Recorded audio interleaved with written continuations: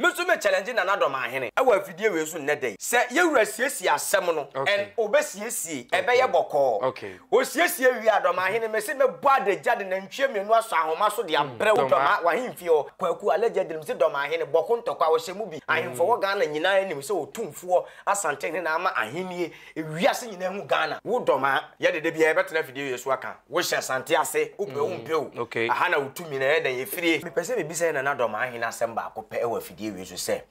wadi asem agi na ntwe da na ba bia Asantehene tumi ne dibira duru no se ye na ntwe ne de ba manhia fikasi ma me se ke be chi asase yantama to ho no ma na ntwe ne be pake wo mo ho no eno wa ye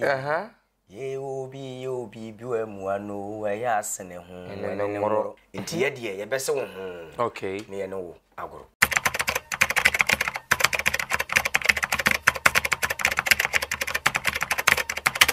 eno ada na yira kotoko hene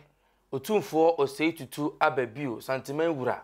etie na echi kakra ekọ Barbados na nansa probo na okọ ho nom tiedam so ema nananom enyina koja no kwan ewo kotuka Kumase wimhyen gina bia ho no a omo eja no kwan no okọ no kwansini ena yehu sekretary bi epia bonten ya efri menhye fikisiem aba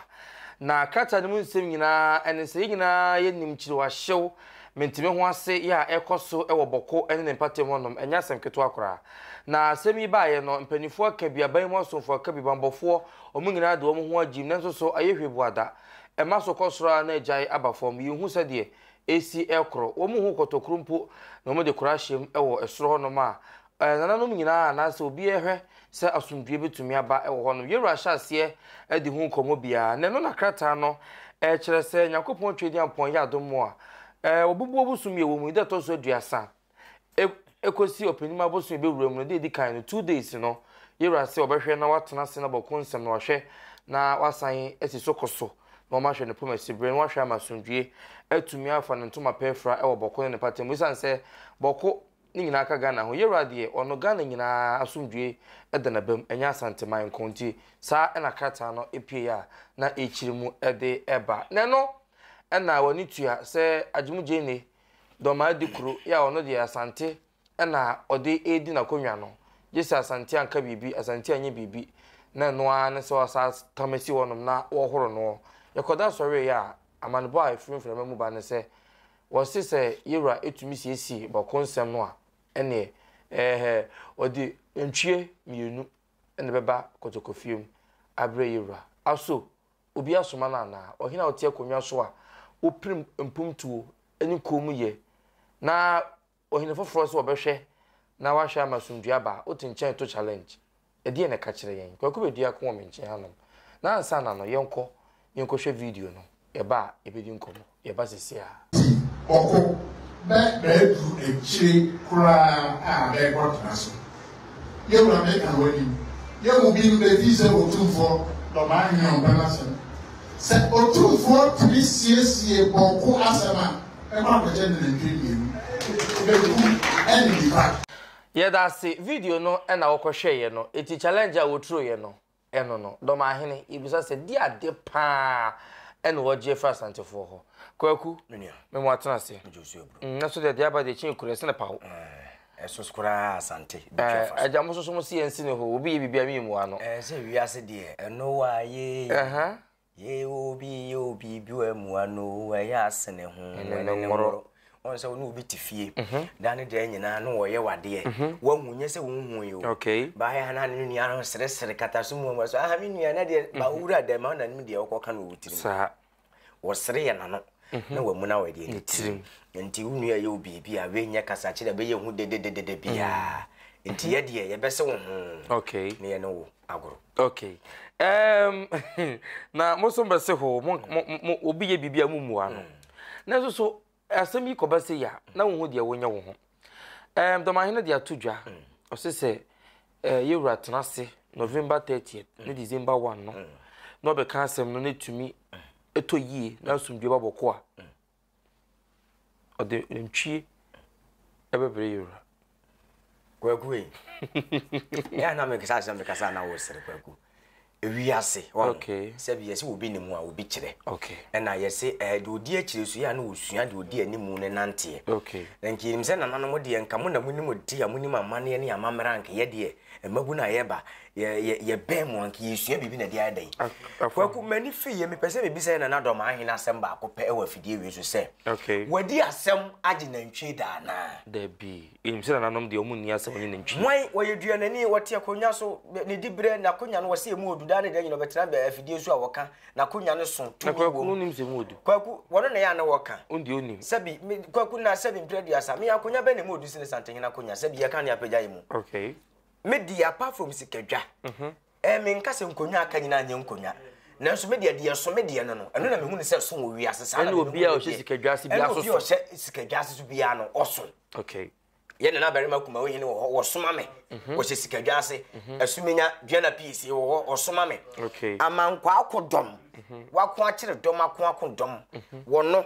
woso ema me sanse woso sikadwa wo Asantehene brempon adumasa hene okay what ya say kwaku me se wo bepie mu Asantehene mu a ye nananom mo twa Asante ne sikadwa ho asia me hu wo mu a me wo ahoa mo fu ese sikadwa nti na me ye wo mo sa okay nti me apart from sikadwa enim konwa achi sikadwa ase me hu konwa bia biem eno ye me de ya me kan wo a wo ti abonti betimi so afa wo de no wate na fidie so no waka wo de wo ho sabi wa wo de nye hu wo de ye de aye wo de ye ne sa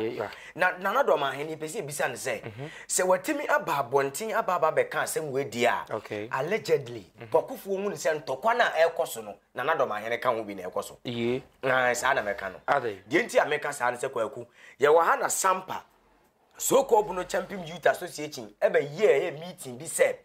wo mo tena ho no mama sabi mpredua sa sampa sabi ye nana tole samba jafla betena konya no so de a okay doma ana sabi mpredua sa sampa ho no ne be sene boko saka se we ba bonte ma me betena fidie kro we aso ka kire mo se sa abrante friend mamolenge mo nchene na Dormaahene efi se ona ahye mabunu no kutupa ne de ekoso wo sampa etututuo nipa kum ni ade ekoso sampa nyina na Dormaahene allegedly wo kan ho bi na ekoso na man nsa wo de ba bontin ni nti na man nsa mo de ye ba bontin kwaku wo hene de betena konya so asabi mpredua sa Asantehene aboa kase nka no ne si den na wo se sabi mpredua sa wotimi siesi asem wo ya wo di aboa kase ye nantwie bre no wada ben na hu ne manhye fika james ya chi obi dadua nipa de beda ase wo be ye yewuraye wo ba nantwie edi na chida wamu bi da wono Dormaahene atena na himfie di asem awie ne edi nantwie abre no beje no kwasem na nanom ye ti akonya so ye penkabom ni asomdwa ma my Ghana na wonye na wonu ase wo be ya kwaku we ye ne kasaben wudi nantwie mienu na sabi mpredua se kan nantwie nko ane nam Asantehene be wi a enka ye wo Dormaahene na abeto ama no kwaku ye nka no kra nkyire na no Dormaahene mo nya biare ena me pese me ka che na Dormaahene se nantwie ne nam ena Asantehene nko be wi a enka ye sole ya sabi mpredua sa na enka dabi o asonwase ne mozongo no wo nantwie se ne wo mo dabi wo nantwie se na tafofo asawa bane aboabo ne wana meke kan wo nantwie se ne kamafu atiwo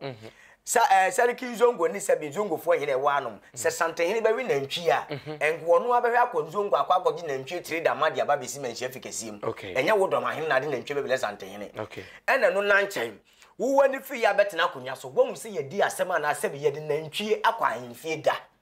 anu ne pese bisa na Dormaahene ebia no ono de wo dibi woni asem no de wonyene nantwie mfa so wotena wo se wono na asie so wono na konya emu odu eso yage atum eno so ya akonya we eduanani memeto me eduanani yenyim yensam na so abai wadwen se wodi sikadwa ne mu ye fam de ye we ye tamfo ne kura de ye ba akopɛ kwaku bia na odwan ohunu se odwan so a na mum nantwie de kwaku amane ne amambre ho asem na ye ka nya ne kase nya ne aboa kase nka Asantehene Asantehene sabi mpredua sa ba bia ne tumi yobɔ ne dia ne apagya yemu ase kwaku ba bia Asantehene tumi ne dibira duru no sɛ ye nantwie ne de ba manhye fikasi ma me se ke ye be ti asase yantama to hɔ no ma nantwie ne be pake wo mu hɔ no what you see enti se wo betena wo no sabi mpredua sa ne wo hene a wo se utumi so ase appeal court judge ne se wo ba betena wo no na kwaku se wo ba be kan sabi asem edi mpuntunwuma beba edi asomgisem beba na tim betena wo ka se Asantehene otumfo o sei tutu a yen yebo ne di ebepagya yemu ase na so otimi siesie bokon sensem wo de nantwie mienu bebre no a kwaku allegedly se Dormaahene bokon tokwa wo hyemu bi yentia no so kwa ye campaign wo no de ne mpatem se National House of Chief presidential seat ani e pre no wono no ye nto aba ne ma no eni e ba enu so be hu say no kore abato ne hu ye resource e ba me ye hu say ampa wawurawura no de ne sebi esoro wono ne mantam am ye hu say na nanom bi do mo wura ye den ahye ni mu e be wi akire na Dormaahene number 40 plus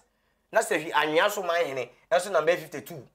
nti e ka che na nanom bi wo hono a papa ne de wo ye no mo ye dai o mo support no na so ye misa ye hu say na nanom mo tena ho na o baabi a ntokwa akoso mfie bebrebe ade ewura hu sie esiremu nsam da de di kan ba na nanom ama ma chef kasim nja na nanom ne wo no mekeka hu nyina ba ma chef kasim a se bi mpreduasa o mo hunu Asantehene se bi o mo hye nase o nanso o mo hunu se wo no na ya asumdue wo wo bepim wo Ghana hanom de a o mo nua a se bi wo no na ama Ghana ahenya ya akono o mo akora o mo nim ahemfo wo Ghana nyina nim se o tumfo Asantehene na ama ahenie ewiase nyina hu Ghana no kwase eda ho untimi nsana ma ne yi Ghana ahemfo atwa o man ho achi ya wan no so wa portray ne culture ma ye hu se wo hene bi wo Ghana o tumfo asa no kwase enti se Dormaahene wo tena wo no aka se bi mpreduasa ye wura ba besiesi asem no so otumi ya o pese wo kire sen tese enyi no kaye wo de eye wo de se Bawku ntokwa wo honom de sai na sikuna ne se wo so ansem no nyina no eye menchef kesem se otumfo mu de ya abre no ya fa amre no ebeko go de nkanye den ken kokona ama na fam de nken sai sa na Dormaahene pe no kwaku unya sho se angle onu no di free ba na chese se de asem ne sitie no wanyi ni se betumi se ade ache ene se de nature of asem no se do mo ntokwa ne sitie no yete yanom ye wuradi nsem bebrebe wo man Ghana mu tituru menchef kesem ma asomdua den aba okay enti se wunua hunu se sabi wo doma ye de bia betena fidie yesu aka wo hye Asante ase wo pe wo mpeu aha na wutumi na ye den ye frie se wo bu no na wo de ani die ma no se wo nananom edi kan ya be so wo tuo mu ba be so Asante uwura ene Asantehene a se be mpreduasa nka wo asem we ba wo kasem a wo ka no nka ye abasobode na wo de be dai wo be ma ye wura wo be pompaye ata na chi abe pompaye agu nsa sere nananom ata na chi se de be ya Bawku be fa no ntoma pa afira na wo betruo challenge se o tumfo timi siesie Bawku nsem a me mekwa akwache ne nantwie mienu kwaku na sabi mpreduasa Asantehene nantwie mienu tipe no nantwie ne yonko ne Asantehene a wo hini mu watimi tina badwam ka se otumi ya na se kwaku challenge no tuama nipa no sanity me so me challenge na Dormaahene okay awa afidie we so nnedai se yewura siesie asem no en obesiesie ebe ye Bawku okay o siesie wi Dormaahene me se me bo adagya de nantwie mienu aso ahoma so de abre wo doma wa himfie o na se ye de nantwie ba eye ahimfie a me de nantwie ni ba wonum asem na waje na de egu ahimfie o okay aya asem a me so me ka che na Dormaahene okay yewura be siesie asem no ebe kɔ Bawku o siesie wi a me se wi ase nyina nti me bo adagya e de nantwie mienu akura de akoma na Dormaahene ujidi meye okay so de nantwie beba so otimi siesie o de beba ye be siesie yesu siesie wi a de nantwie bekwa akoma Dormaahene okay enti se bi mpreduasa ye pe asomdue na ma Bawku ntokwa ba enye ne ye wura no damu saa en ye wura no damu bi kranti na bibia ye den aba fom afa ya she dai de betena wa nanam se de be yo mbete wo ho ase a se bi mpreduasa pani nkasa saa ano de o ye pani anu ma ye hu pani su e wo mu pani be ka abodusem asomdue sem na de se bi mpreduasa adwobre abakuro bia na wo man bia wotim ade bia wo ye bia wo ye se wo man na wotim no enkofa wo hawo wo ye bibi na se wo kan sem bi wo kasa bia wo beka ebe ha wo bi ote wo nchen yakwa kuku ni kasa no kwefiri wa no ye de eba okay aso wo hini mu a wote akonya so na wo se wote akonya tuntum so asisi ayasa pija wo dibire mama wa ba bia waduru na betena bedwam se obi so obe ya ade we no so wo ye wie na nantwie mienu na wo bo odin a amane ni amama na wote wo se Dormaahene a wusua no ewoi away okay because kwaku sane ma we koso yet wona de bia no abeka ne abetena ubenya omo betena media no so no ma ba be sere Dormaahene waka no ubie mu o sai niema e wo se Ghana mpanifo pesa no mo kata kire no okay na nanu ma wo Bawku de bia meka asem we se sampa mabu na omotena ma Dormaahene wewura o ma dwene mu etimi sei sampa afi na tolesa ma jafala ba baje sampa aboso a wo siesie sampa afi de mamu se bi mpreduasa Dormaahene wo nyemu nyankopon wo wura mu ye mu duoduo mu hye mati bom ku bom ati ye mu wura mu a piapia mati kwa no ene aba beja matu no asuoja no yesi ana samodua wonam a wo ye ena house no menka hu bi ena me de mintimi nkasa wo bi Baby a wasem faaye amfa yi. Sebi ayensem baby a utumi ugifiri e won ye koka wasem. Okay. Na se wasem ba na se sebi mpredua se obi a wono no uni ne tumi ye pe mudibra ye pe ono na wode ade ne kwa akoma ne se omra medai o meka ma wa be da yi na kwa kugu ye nya obi a oso wasene ya hwan ne beka ya se mama ye enu nti na Asantehene wo ho enu nti na National House of Chief wo ho enu nti na Ghana Mampeni His Excellency John Dormaahene mama wo ho omunyina kasa se de be ya asumdwe nsem be da yi ebe ba o my Ghana mu na so betena simpie so ebe kasa wie be kasa na ntwie mienu se otumi si me say Asantehene be siesie bokonsem okay e ho bedwo me de na ntwie e kwa akoma Dormaahene yeah that's it kwaku be diakon ena ne twetwe nkomo Dormaahene ensem odi tu dwa wo che se yira Asantehene tumi siesie bokonsem no ni ti hu bi no odi aba no comment section ho no mudu no mo a mobuo ya ne di mra okasa mu social media handles ni na ADUMASA TV TikTok ADUMASA official na also de wode ato ho no ne de na ono aka no do no nim ana se do si hu no no so aka no fa de to ho na ye kenkan emfa ema o medin de tesem ne kwaku be dia kone ka me ho ne e wo show yi so ya ma nyina mo enne hwa enyado ya kra mo